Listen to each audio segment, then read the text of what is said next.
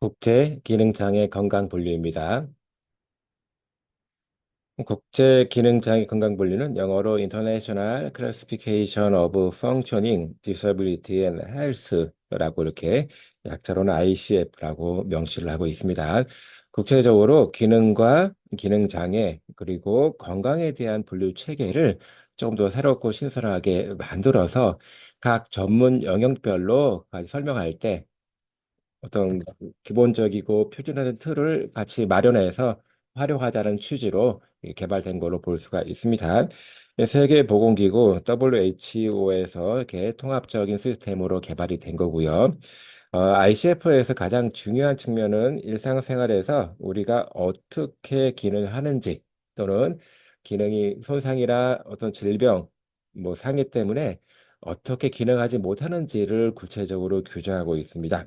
그리고 똑같은 건강상의 문제라고 하더라도 여러 가지 전문 분야에서 설명하고 다루고 내용을 얘기할 때 각각이 표준화되지 않은 각각의 틀로서 얘기했는데 ICF에서는 표준화되고 포괄적인 틀과 용어를 제공해서 통합적인 방식으로 일관된 방식으로 설명을 하자라고 하는 취지에서 ICF를 기치속조로 개발해서 하나의 큰 틀로 이제 만들었다고 볼 수가 있습니다.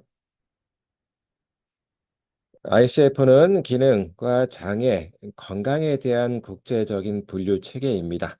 그래서 다시 말해서 기능에 대한 것들을 좀 더 폭넓게 고려해서 건강에 관해 설명하는 개념적인 틀이라고 볼 수가 있습니다.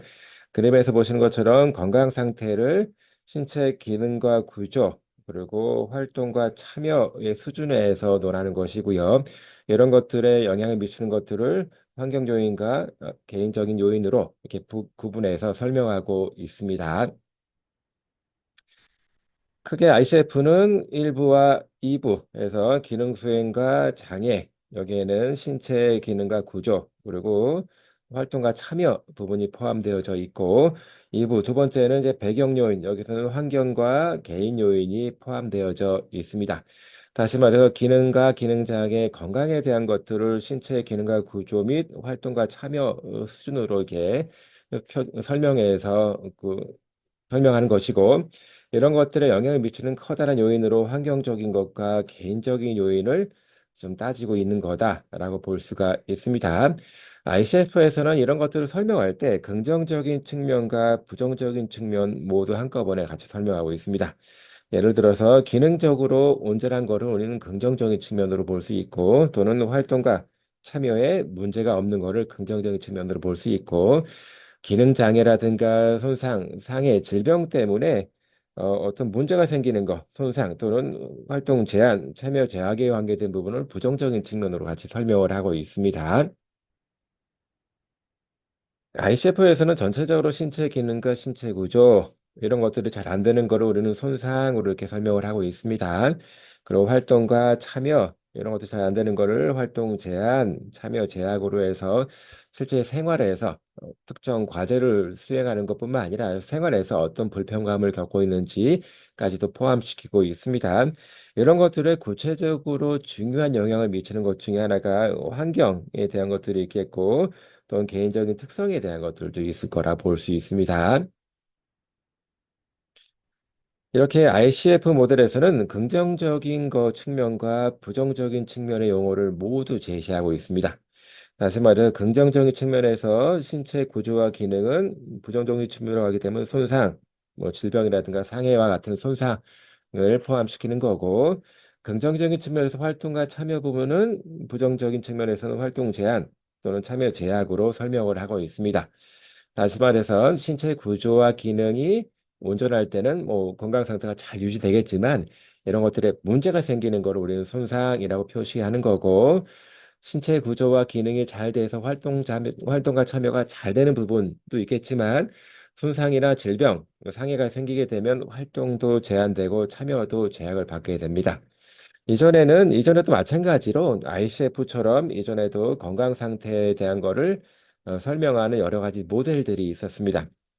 실제적으로 과거에는 건강을 설명할 때 병에 걸리지 않은 상태를 건강이라고 했고 병에 또는 질병에 걸리거나 손상이 있었을 때는 여러 가지 문제를 야기하기 때문에 그런 측면에서 건강하지 않다. 이렇게 표시를 했는데 최근에는 건강의 정의가 굉장히 포괄적으로 확대가 되면서 활동과 참여의 부분도 굉장히 중요하게 됐습니다. 그래서 이전에 IDH 모델에서는 그렇게 뭐 장애라든가 핸디캡 부분에 대한 것들을 좀 강조해서 실제적으로 신체적인 거 또는 사회적인 것들을 설명하기 시작했는데 ICF에서는 좀 더 발전적으로 해서 활동 제한과 참여 제약에 대한 것들을 좀 더 구체적으로 명시해서 설명하기 시작한 겁니다. 그래서 ICF를 통해서 환자분들을 바라보는 관점에서는 일단은 환자의 활동과 참여 수준이 어떤지를 평가하고 그에 맞게 중지하도록 계획하는 겁니다. 또는 각 전문 분야별로 사용하는 용어라든가 설명하는 방식이 다르게 되면 같은 거를 설명한다고 하더라도 다른 것처럼 느껴질 때가 많기 때문에 일차적으로 표준화되고 또는 체계적인 용어와 기본적인 틀로서 각 전문 분야 간의 소통을 원활하게 한다는 측면에서 굉장히 중요하다고 볼 수가 있습니다. 활동과 참여 수준을 논할 때 중요한 것은 환자 기능입니다. 기능에 중점을 두고 어떻게 기능을 향상시킬 수 있을지가 물리치료 분야에 굉장히 중요한 관점으로 이어지고 있습니다. 다시 말해서 기능이 좋게 되면 활동과 참여 상태가 좋아질 수가 있기 때문에 기능과 관련지어서 활동과 참여에 대한 것들을 굉장히 자세히 평가해야 되고 관련 중재를 잘 계획을 해서 전체적인 내용을 기록하고 정리할 필요가 있습니다. 기능과 기능 장애 측면은 일단은 기능은 모든 신체 기능과 신체 구조 활동 참여가 온전하게 잘 이루어지는 것을 기능이라고 보고 장애, disability는 기능적인 손상 때문에 활동 제한이 오고 참여 제약이 오는 이런 것들을 전부 다 포괄하는 전문 용어로 볼 수가 있습니다. 이런 것들에는 개인적인 특성 또는 환경적인 요인 때문에 크게 영향을 받게 됩니다. 기능적이라고 하는 말은 실질적으로 참여 활동에서 어려움과 문제점이 없음이라고 정의될 수가 있습니다. 그러기 위해서는 신체 구조와 기능에 문제가 없어야 되겠죠. 그 장애는 기능적이지 못하다는 의미로 고려할 수가 있습니다. 다시 말해서 활동과 참여에 굉장히 문제가 발생하였다라고 볼 수가 있는 겁니다. 그래서 이렇게 이제 전체적으로 기능과 구조와 그 기능, 그리고 활동과 참여에 대한 것들을 잘 기본적인 틀로서 설명하기 위해서 ICF에서는 분류 코드를 사용하고 있습니다. 그래서 네, 커다랗게 신체 기능과 장애 또는 뭐 배경 요인 크게 두 가지 부분으로 일단 나누고 있고요. 신체 기능과 장애는 신체 기능과 신체 구조 그리고 활동 참여 부분으로 또 세분화해서 설명하고 있습니다.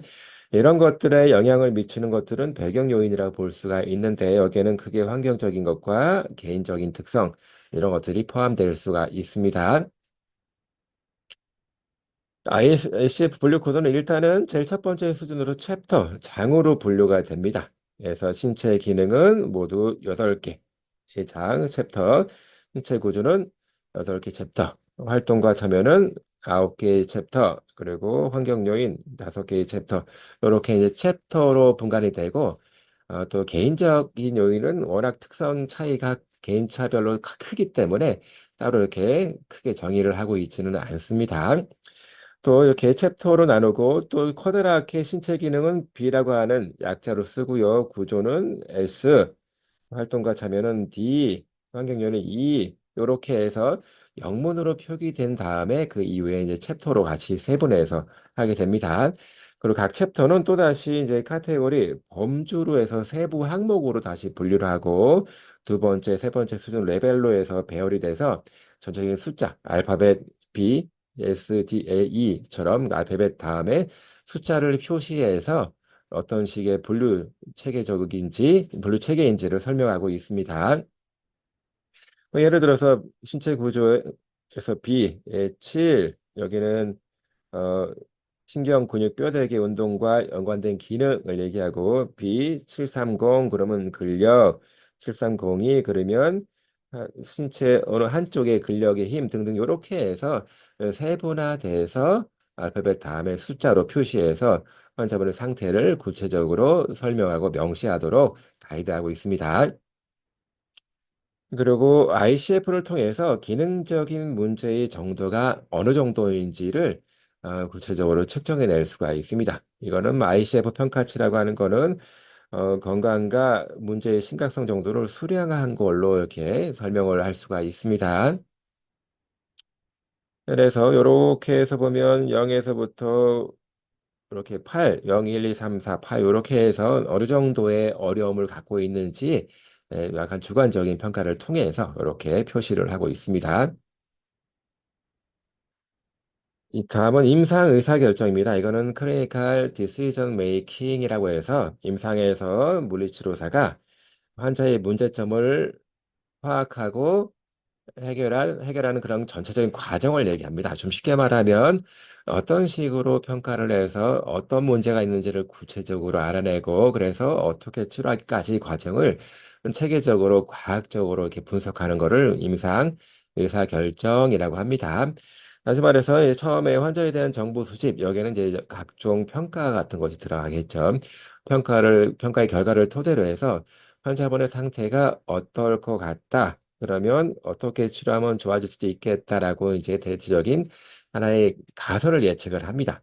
그리고 여러 가지 것들 중에서 하나 가장 합당하다라고 생각하는 것들을 채택한 다음에 그거를 기반으로 해서 치료 계획을 수립하고 일정 기간 치료한 다음에 재평가를 하게 됩니다.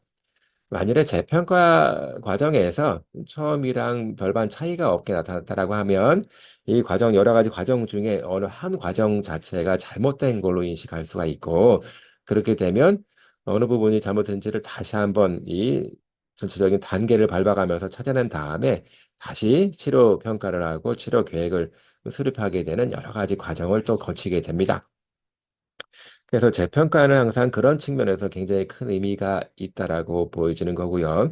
만일에 재평가를 통해서 굉장히 효과적이었다라고 하는 거는 내가 물리치료사가 평가를 잘했고 또 중재, 치료를 정말 잘했다라고 볼 수 있는 거기 때문에 그 상태로 해서 계속 진행을 하면 되는 겁니다. 그래서 이거를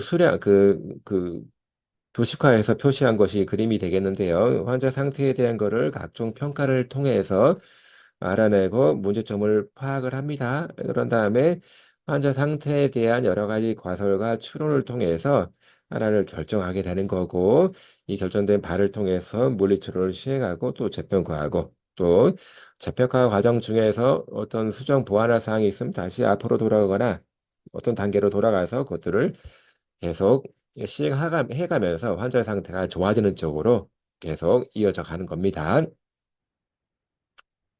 임상 의사결정은 굉장히 과학적이고 임상적인 지식을 기반으로 해야 합니다. 주관적인 판단이라든가 아니면 어, 잘 정제되지 않은 의견을 통해서 하는 것이 아니라 과학적으로 이런 평가가 맞다. 가장 예민하게 환자 상태를 알아낼 수 있다. 또는 그렇기 때문에 이런 치료를 해야 된다라고 하는 명확한 근거가 있는 것이 좋겠습니다. 환자 평가에서 가장 중요한 거는 기능이라고 볼 수가 있는데, 기능적으로 얼마만큼 큰 능력이 있는지, 기능 자체가 활동과 참여에 큰 영향을 미치기 때문에 그렇습니다. 이런 기능적인 수준을 평가해서 중체 계획을 세우는 거고, 또는 개인적인 특성이라든가 환경 특성이 기능에 어떠한 영향을 미치는지, 예를 들어서 집안에 턱이 많거나 그럴 때 보행에 상당히 문제를 일으킬 수 있기 때문에 환자분의 보행 경로를 구성하고 중재 계획을 세울 때 그런 측면을 고려해서 결정할 수도 있습니다. 그렇게 개인적인 요인과 환경적인 요인의 영향이 뭐 좋은 쪽인지 나쁜 쪽인지를 그렇게 알 수 있는 거고요. 이를 통해서 이제 여러 가지 전문 분야의 사람들과 같이 소통할 수가 있습니다. 되게 의사든 뭐 작업치료사든 뭐 간호사든 등등 여러 가지 사람들이 환자 치료와 평가를 위해서 노력하고 있는데 모든 그 전문 분야가 일치된 의견을 갖고 있을 때 가장 치료가 클 수가 있기 때문에 항상 다른 전문 분야의 전문가들과 의사소통을 긴밀하게 할 수가 있어야 합니다. 자, 그래서 요약입니다. ICF는 환자들의 건강 정보를 파악해서 기능적인 문제점을 확인하고 이를 통해서 체계적인 물리치료 방법, 중재를 구성해서 어떤 문제를 해결하는 접근법이라고 할 수가 있습니다. 그래서 항상 기능장애 측면을 굉장히 중요하게 고려하고 있는 거고요. 장애 자체보다는 장애와 관련된 건강과 활동 또는 참여 수준에 중점을 두고 있는 거라고 볼 수가 있겠습니다.